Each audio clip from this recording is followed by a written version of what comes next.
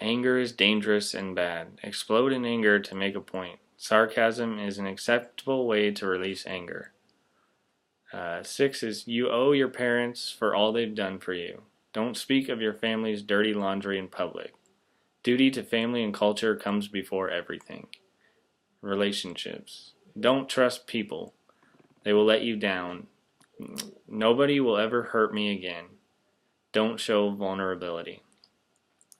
Attitudes towards different cultures is number 8. Only be close friends with people who are like you.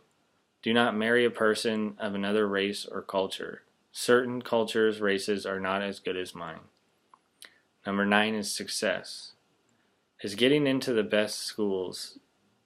Is making lots of money. Is getting married and having children. And number 10 is feeling and emotion. You are not allowed to have certain feelings. Your feelings are not important. Reacting with your feelings without thinking is okay. So as we go through those commandments and look at those, a lot of times this is how we were raised by our parents. This is how we were taught that this is normal, and this is how we need to handle certain situations. And if we are really truthful and honest with ourselves, all these things that I just listed, they're not healthy. They're not from the Lord. They're not part of how God's family acts, and that's why we need to look truthfully and honestly at them and really look inside ourselves and say, how is this affecting my relationships in my life? How is this affecting me in my everyday life, and what do I need to do to fix it? What do I need to do to change these things that have been passed on to me from my family? So, like I said, you can change and add to that however you want. The next thing that we're going to look at is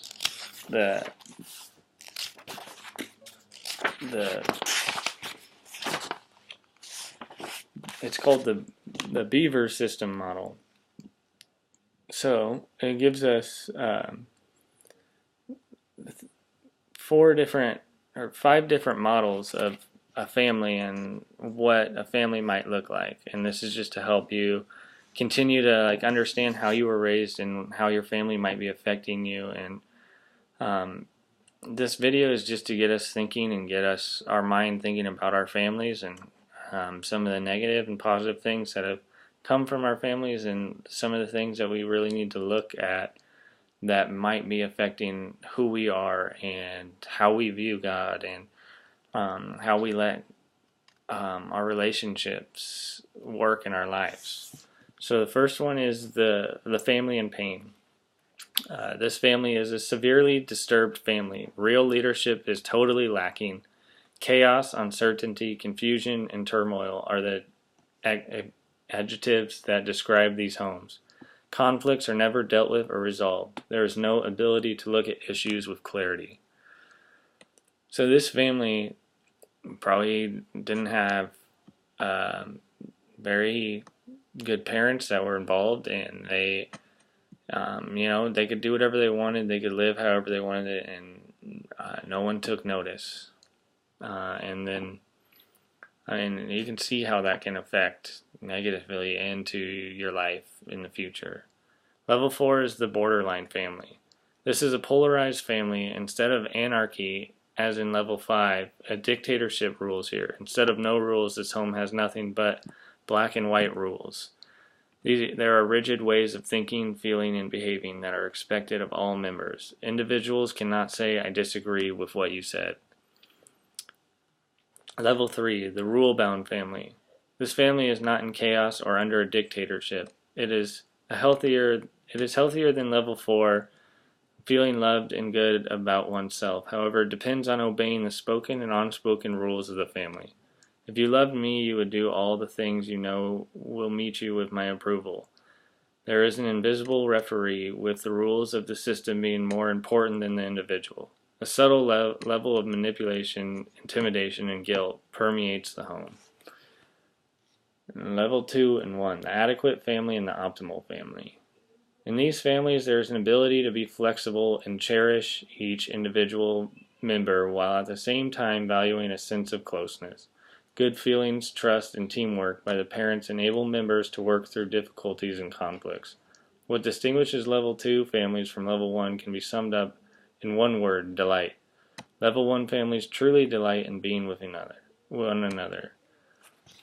So what we want to do is think and look and ask ourselves really about what our family was like growing up. And the whole point of this week is to really look inside ourselves and ask ourselves how our family has affected us negatively. I know for me, growing up, it was all about being successful and being good at everything that you can be good at, and just as long as you were following the unspoken rules, there was unspoken rules, but you knew what you were supposed to do because we went to church growing up. So those were the unspoken rules. You do everything that the Bible says, and just put on a happy face and be a good kid, and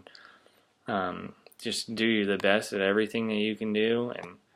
And none of those things are bad, but there was no real relationships with my family members. There was no real, if we ever fought, it was just to say sorry and brush it under the rug. There was never any real connection or relationship or delight in just being with each other. And so that's one thing that has affected me in my relationships from my family, is that we didn't deal with conflict well as a family, and because of that, a lot of people in my family can't handle conflict very well. And it's been a growing process for me of learning how to deal with conflict and learning how to look at other people's perspectives and understand other people's perspectives in a conflict, instead of just take care of myself and look out for myself because no one else is going to do it for me, And so that's just a little bit of how I've been kind of looking at how my family has affected me. And there's a lot more, and there's so many different things that we can look at with how our family is affecting us. And you can look at those go back and go through those commandments that I listed off, because there's so many different aspects of how we were raised that our family could have affected us, and how our family could have interfered with how we need to handle ourselves in relationships with God and relationships with people. And even though we may not be aware of it, there's a lot of things that we need to discuss and go over. So, like I said, this is the first podcast that I'm trying on a video, and if it was terrible, I'm sorry, but they'll get better.